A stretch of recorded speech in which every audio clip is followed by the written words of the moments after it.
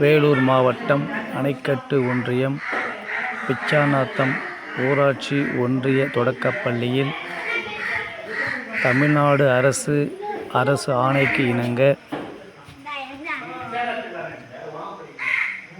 ஊராட்சி பள்ளி மேலாண்மை குழு மறுகட்டமைப்பு செய்ய நடைபெற்ற கூட்டம். இக்கூட்டத்தில் இத்தொடக்கப்பள்ளியினுடைய பள்ளி மேலாண்மை குழு உறுப்பினர்கள், தலைவர் மற்றும் துணைத் தலைவர் அனைவரையும் பள்ளி மாணவர்களுடைய பெற்றோர்கள் ஒருமனதாக தேர்ந்தெடுத்து மேலும் பள்ளி முன்னேற்றத்திற்கு பல ஆலோசனைகளை வழங்கினர். தலைமை ஆசிரியர் இக்கூட்டத்தினை சிறப்பாக நடத்தினார். நன்றி நன்றி நன்றி.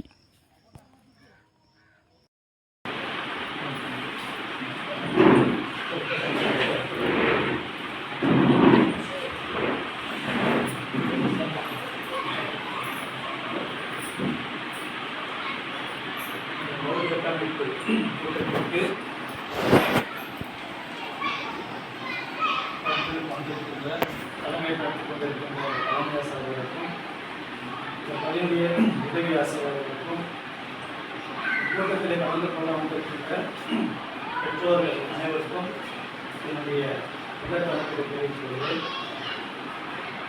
முதலாவதாக இந்த கூட்டத்தினுடைய நோக்கம் ஏற்கனவே உங்களுக்கு டீச்சர்ஸ் எல்லாம் சொல்லியிருப்பாங்க. ஏன் இந்த மறுகட்டமைப்பு பண்ணுறோம், இந்த எஸ்எம்சி நோக்கம் என்ன, அதெல்லாம் வந்து உங்களுக்கு தெளிவாக சொல்லியிருப்பாங்க. இருந்தாலும் அது ஒரு முறை சொல்லிட்டு அதுக்கப்புறம் உங்களுக்கு இந்த மறுகட்டமைப்பு எலெக்ஷன் ஆக்சுவலாக வந்து இது தேர்வு தான். நீங்களாக சேர்த்து இது தேர்ந்தெடுக்க போகிறீங்க. அது முக்கியமாக நம்ம ஒரு மனதாக தேர்ந்தெடுத்தால் ரொம்ப நல்லா இருக்கும். தேர்ந்தெடுத்த பிறகு இப்போ பதவி சர்டிஃபிகேட் கொடுத்துருவாங்க. அதுக்கப்புறம் நீங்கள் தான் இந்த ஸ்கூலில் வந்து செயல்படுத்த போகிறீங்க. முதல்ல ஏன் எஸ்எம்சி குழு வச்சிருக்கிறாங்க அப்படின்னா, இதுக்கு முன்னாடிலாம் பார்த்தீங்கன்னா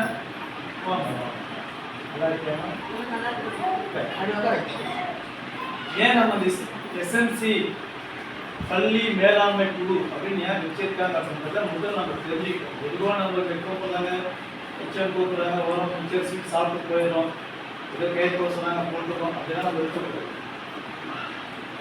இந்த கூட்டத்தை பொறுத்தவரை ரொம்ப சந்தோஷமா இருக்கு. ஏன்னா என்கிட்ட படித்த பசங்கள்லாம் இங்கே வந்து ஒரு பெற்றோராக உட்காரும் போது ரொம்ப சந்தோஷமா இருக்கு.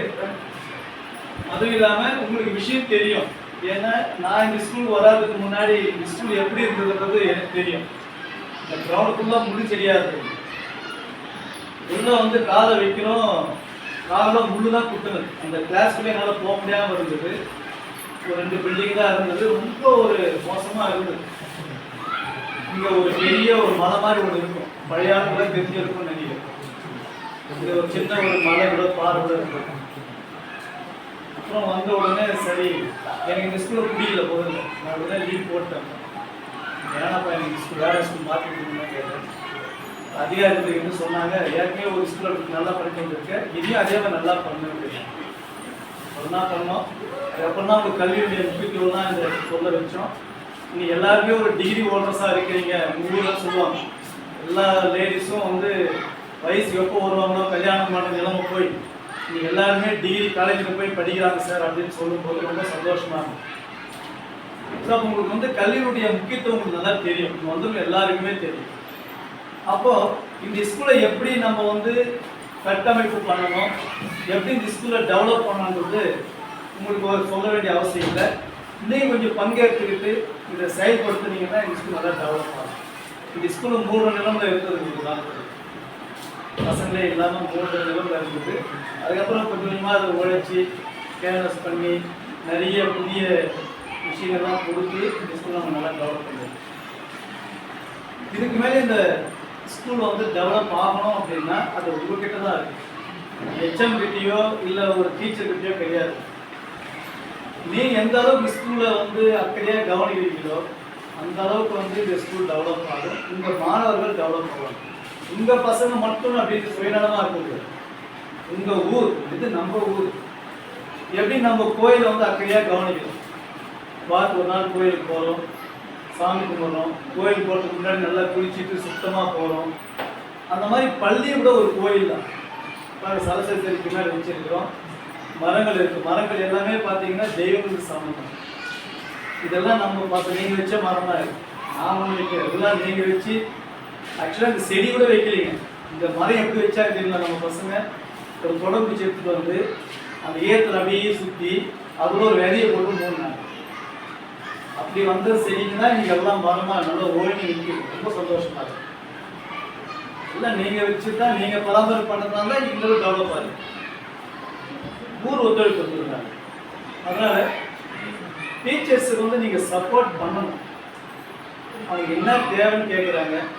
இல்லை நீங்கள் வந்து இந்த ஸ்கூலை இன்னும் டெவலப் பண்ணணும்னா உங்களுக்கு என்ன தேவை, இந்த மாணவர்களுக்கு என்ன தேவை என்றதை நீங்கள் சொன்னீங்கன்னா கண்டிப்பாக அவங்க செய்வாங்க. இன்னும் நான் என்ன பண்ணலாம், இந்த பசங்களுடைய கல்வித்தரம் இன்னும் எப்படி கொடுத்தா நல்லா இருக்கும். இல்லை நான் இங்கிலீஷ் மீடியமாக பேசணும், இங்கிலீஷ் மீடியம் கொண்டு வரணும் அப்படின்னு நீங்கள் கேளுங்க. நீங்கள் என்ன உரிமையாக இருக்கோ எல்லாத்தையுமே நீங்கள் கேட்கலாம்.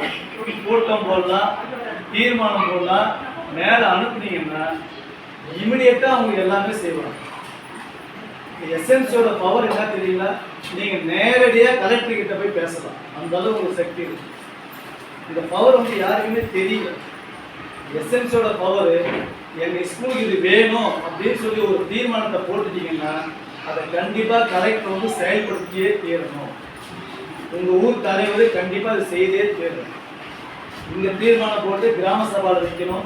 கிராம சபாவில் வச்சே செய்தா பாருங்க, இல்லைன்னா நேராக கலெக்டர் கிட்ட போய் கொடுத்தீங்கன்னா அடுத்த நிமிஷமே ஒரு ஆக்ஷன் எடுப்பாங்க. அந்த அளவுக்கு பவரான ஒரு குழு தான் இந்த குழு. இந்த குழுவை பார்த்தீங்கன்னா நீங்கள் சஜஷன் சொல்லுங்க. உங்கள் பசங்க இன்னும் எப்படி எஜுகேஷன் நல்லா இருக்கணும், இன்னும் எப்படி நல்லா பசங்க படிக்கணும்னா நம்ம ஸ்கூல் என்ன தேவைப்படுது அதை வந்து நீங்கள் சஜஷன் சொல்லலாம். அதுக்கடுத்து பார்த்தீங்கன்னா உங்களுக்கு தெரிஞ்சவங்க யாராவது ஒரு வேலையில் இருப்பாங்க, இல்லை நீங்களே நல்லா வேலையில் இருக்கிறீங்க, சம்பாதிக்கிறீங்கன்னா தேவையானதை நீங்கள் ஸ்கூலுக்கு செய்யலாம். அதுக்காக வீட்டுக்கு இருக்க பற்றி வாய்ப்பு ஸ்கூல் போட்டு சொல்லலாம். அதாவது நம்ம ஒரு 10,000 ரூபாய் ஒரு 50,000 சம்பாதிக்கிறோம்னா ஜஸ்ட் ஒரு 500 ரூபாய் கொடுக்கலாம். வருஷத்துக்கு ஒரு முறை தான் நம்ம சொல்கிறோம், வருஷம் வருஷம் மாதம் மாதம் கொடுக்க சொல்லலாம். ஏதாவது இப்போ ஸ்கூல் தேவை. ஏன்னா எல்லாமே வந்து அரசாங்கம் வந்து செய்ய முடியாது, எல்லாத்தையுமே அரசாங்கம் செய்ய முடியாது. அரசாங்கம் கொஞ்சம் தான் செய்யும். ஏன்னா அரசாங்கத்துக்கு பார்த்தீங்கன்னா லட்சம் ஸ்கூல் இருக்கு. அப்போ நம்ம என்ன பண்ண, ஊருக்கார நம்ம என்ன தேவையோ அதை நம்ம என்ன பண்ணலாம். அப்படி உங்களால் முடியல அப்படின்னா உங்களுக்கு தெரிஞ்சவங்ககிட்ட நீங்கள் கிஃப்டாக கூட வாங்கி கொடுங்க. நீங்கள் தான் காசு பணம் போட்டு வாங்கி கொடுக்கணும்னு யாருமே கேட்கல. ஏன்னா நம்ம வாழ்க்கை நம்ம குடும்பம் எப்படி போகுது நமக்கு தெரியாது. உங்களுக்கு தான் தெரியும் அந்த கஷ்டம். உங்களால் முடியாமல் கூட இருக்கலாம். சரி, உங்களால் முடியலையா பரவாயில்ல, உங்களுக்கு தெரிஞ்சு யாரா இருப்பாங்க. உங்கள் ஊரில் யாருன்னா அண்ணன் தம்பிங்களோ இல்லை பெரியப்பா பங்காளியான மில்ட்ரிக்காராக இருக்கலாம். பேசுகிறதே எங்கள் ஸ்கூலுக்கு ஒரு வாங்கி கொடுக்குறாரு, நம்ம பசங்க படிக்கிறாரு அப்படின்னா கண்டிப்பாக என்ன பண்ணுவாங்க, வாங்கி கொடுப்பாங்க. அந்த மாதிரி ஒரு ஹெல்ப் பண்ணுங்க. மாதத்துக்கு ஒரு முறை அப்படி ஸ்கூல் வந்து பாருங்க. ஹெச்எம்ஸ் கிட்ட டீச்சர்கிட்ட பேசுங்க. டீச்சர் எப்படி இருக்கு ஸ்கூலு, பசங்க எப்படி படிக்கிறாங்க, வேறு என்ன செய்யணும் அப்படின்னு சொல்லுங்க. இல்லை எதனா குறைந்தளவு டீச்சர் இந்த மாதிரி இருக்கு, இன்னும் இப்படி பண்ணால் நல்லா இருக்கும் அப்படின்னு ஒரு சஜஷன் சொன்னீங்கன்னா, அதாவது கலந்துரையாடல் மாதிரி இருந்துச்சுன்னா இந்த பள்ளி இன்னும் நல்லா டெவலப் ஆகிறதுக்கு வாய்ப்பு இருக்கு. ஏன்னா பக்கத்தில் ஹைஸ்கூல் இருக்கிறதுனால. அதனால உங்ககிட்ட தான் இந்த ஸ்கூலோட தலையத்தை வந்து இந்த எஸ்எம்சி கூட்டுக்கு தான் இருக்கு. நீங்கள் எவ்வளோக்கு எவ்வளோ சப்போர்ட் பண்ணுறீங்களோ அந்த அளவுக்கு இந்த ஸ்கூல் வந்து டெவலப் ஆகிறதுக்கு வாய்ப்பு இருக்கு. ஸோ அந்த மாதிரி ஒரு கட்டமைப்பான ஒரு இந்த குழு வந்து நம்ம செலக்ட் பண்ண போகிறோம். இப்போ செலக்ட் பண்ணுறது நீங்களா செலக்ட் பண்ணுறீங்களா, இல்லை நீங்கள் ஹெச்எம் வந்து ஒரு லிஸ்ட்டு எழுதி வச்சுருக்காங்க. அதாவது இது வந்து கன்ஃபார்ம் லிஸ்ட் கிடையாதுங்க, அவங்க சும்மா ஒரு எல்லாரும் கேட்டு எழுதி வச்சுருக்காங்க. இல்லை அது படிக்க சொல்லிட்டு இதை அப்படியே ஓகே பண்ணலாமா, இல்லை மாற்றம் கொண்டு வரணும்னா மாற்றம் கொண்டு வரலாம். இல்லை சார் நான் இருக்கிறேன் அப்படின்னு நீங்கள் விருப்பப்பட்டாலும் நீங்களும் சொல்லலாம். இல்லை இதையே கூட வச்சுக்கலான்றதாலும் நீங்கள் சொல்லலாம்.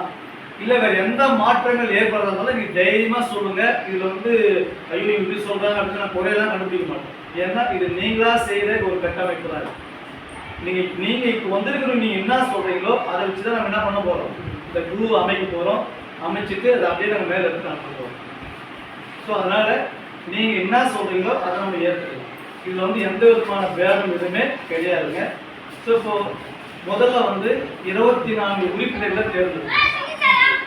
அந்த 24 உறுப்பினர்களில் தலைவர் எச்எம்மும் டீச்சரும் 2 பேர் 2 உறுப்பினர்கள் இருப்பாங்க. மீதி 22 உறுப்பினர்களை நீங்கள் தேர்ந்தெடுக்கணும். அந்த 22 உறுப்பினர்களில் மெம்பர் 2 பேர் வந்துடுவாங்க. மீதி 20 பேர். அந்த 20 பேர் வந்து நீங்கள் யாருனாலும் தேர்ந்தெடுக்கலாம். ஆனால் ஒரே ஒரு கண்டிஷன் என்ன அப்படின்னா, கண்டிப்பாக அவங்களுடைய பசங்க வந்து இந்த பள்ளியில் படிக்கணும். ஏன்னா அவங்க தான் அக்கறை இருக்கும் ஸ்கூல் மேலே. யாரோ ஒருத்தர் போட்டின்னு வச்சுக்கோங்க, அவங்க நமக்கு என்னடா போச்சு நம்ம போட்டியே இருப்பாங்க. ஸோ இந்த ஸ்கூலில் வந்து அவங்க பசங்க படிக்கணும். அதுதான் வந்து பேரண்ட்ஸை தான் நம்ம கூப்பிட்டுருக்கோம். அதனால் எப்படி தேர்ந்தெடுக்கலான்னு நீங்கள் ஒரு சஜஷனை சொன்னீங்கன்னா அதுக்கப்புறம் அடுத்த ஸ்டார்ட் பண்ணுவோம். ஸோ இப்போ கையில் ஒரு 2 திங்ஸும் மிச்சம் கொடுத்துருக்காங்க. சாப்பிட்டுட்டு நீங்கள் யோசனை பண்ணுங்க. ஒரு 5 நிமிஷம் டைமு. அதுக்கப்புறம் நம்ம எப்படி தேர்ந்தெடுக்கிறது நம்ம முடிவு பண்ணணும். ஓகேங்களா? சாப்பிடுவோம்.